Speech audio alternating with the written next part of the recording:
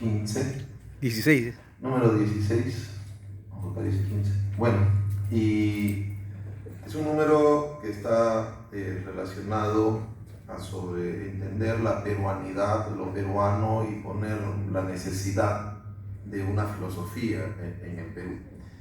El primer artículo es Perspectivas del Perú y la peruanidad de Teresa Arrieta, una profesora de la Universidad Nacional San Agustín, Arequipa, Perú, donde ella plantea un debate entre Víctor Andrés Belaúnde y José Carlos Mariátegui. Claro que el debate en la realidad concreta jamás se dio, porque el texto de Mariátegui, Siete ensayos, se va a publicar en 1928, Mariátegui fallecer en 1930, y el libro La realidad peruana de Víctor Andrés Belaúnde recién va a ser publicado en 1933, a 3 años de la muerte de Mariátegui, así es que no hubo la posibilidad de que ambos autores debatieran. Pese a ello, hace un contrapunteo, por decirlo de alguna manera, entre lo que plantea Víctor Andrés Belaúnde y lo que plantea Mariátegui. De alguna manera, los textos de Víctor Andrés Belaúnde están en función de ir encontrando una peruanidad a partir del desarrollo histórico peruano de los últimos 300 años, es decir, desde la llegada de los españoles hacia adelante. Por el contrario, el texto de Mariátegui o los textos de Mariátegui son bastante claros en sostener que la construcción de una peruanidad o del Perú estaría más en función de reencontrarnos con un pasado prehispánico que con lo que trajeron los españoles y lo que se desarrolla en el Perú del siglo XIX y de la primera parte del siglo XX que logró ver, precisamente hasta 1928.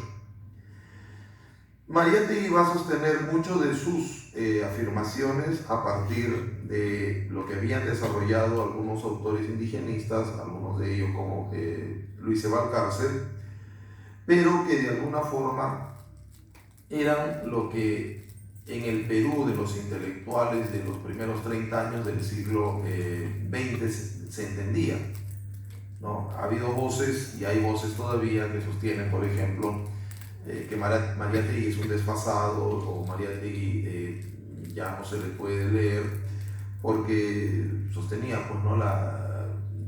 que el imperio de los incas era socialista o comunista o que existía la semifeudalidad.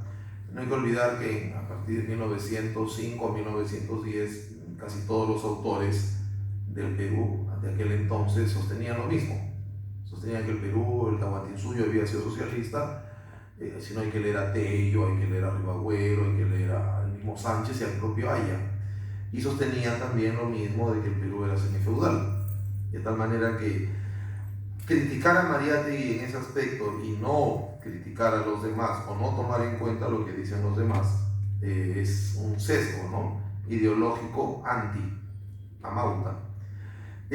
Otro elemento que debemos destacar en que creemos que la doctora Arrieta sí ha fallado es cuando sostiene, pues, Belaúnde sí plantea que la religión forma parte y un elemento importante en la construcción de nuestra nacionalidad. Mariátegui no lo siente así. Ya hemos dicho hace un momento de que Mariátegui apuesta por una educación laica siguiendo principios liberales de la burguesía europea del siglo XIX. No como se dice aquí que Mariátegui no toma el tema, Mariátegui toma el tema desde otra perspectiva. Y cuando plantea que González Prada y Mariátegui son marxistas, eso no es cierto, ¿no? González Prada es anarquista, mientras Mariátegui sí es marxista. Entonces, vemos aquí que hay una confusión en el texto que no le quita valía al texto, pero que sí pudo haber sido mejor ubicado en el tiempo, en el espacio y en la perspectiva de los autores que la doctora toca.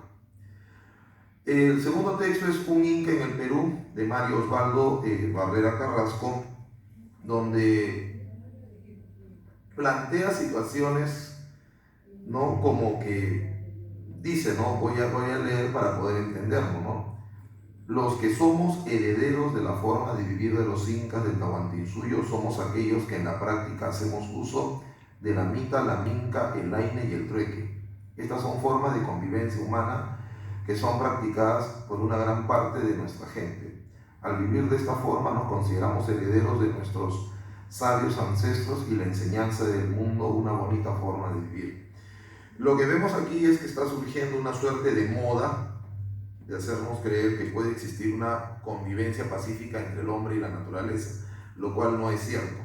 No puede existir, no existe una forma de existencia, de convivencia pacífica entre el hombre y la naturaleza.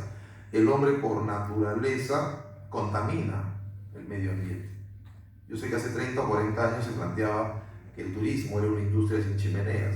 El turismo puede terminar siendo tan contaminante como la minería irracional, de tal manera que habría que empezar a observar que el Tahuantinsuyo no fue una sociedad ideal, no fue una sociedad donde el hombre vivía y convivía agradablemente con la naturaleza.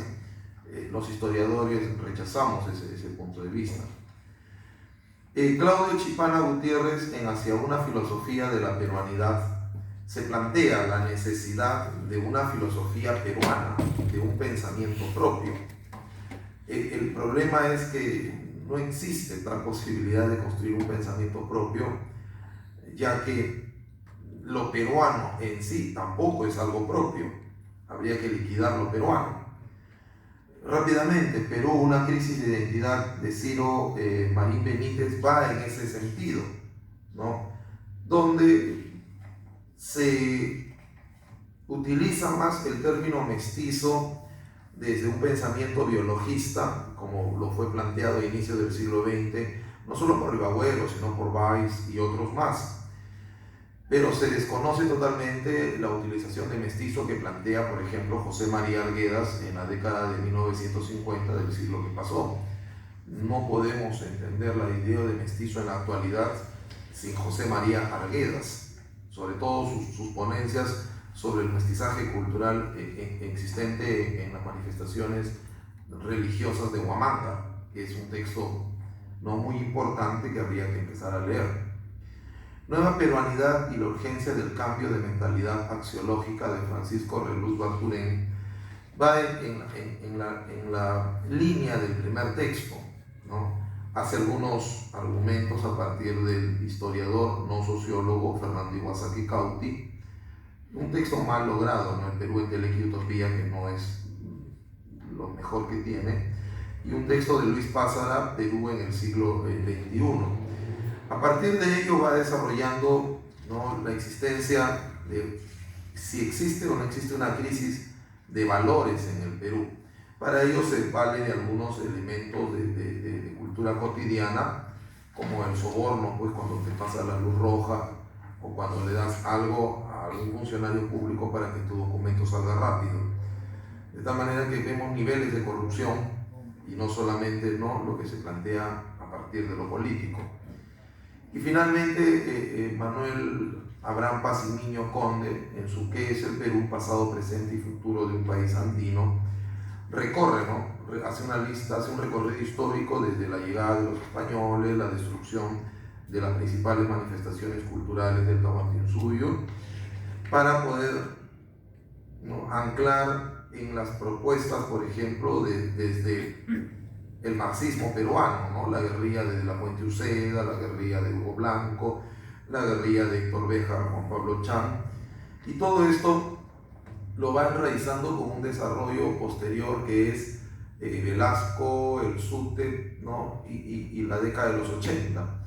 De tal manera que en este texto, en esta revista peruana de filosofía aplicada, número 16, podemos ver que hay un interés, ¿no?, por tratar de entender la peruanidad del Perú rumbo a esto que estamos empezando a celebrar, que se denomina el Bicentenario, que lastimosamente, ¿no?, será dentro de 24 meses y que no auguramos, personalmente siempre lo decimos, grandes transformaciones en el Perú hacia el 2021.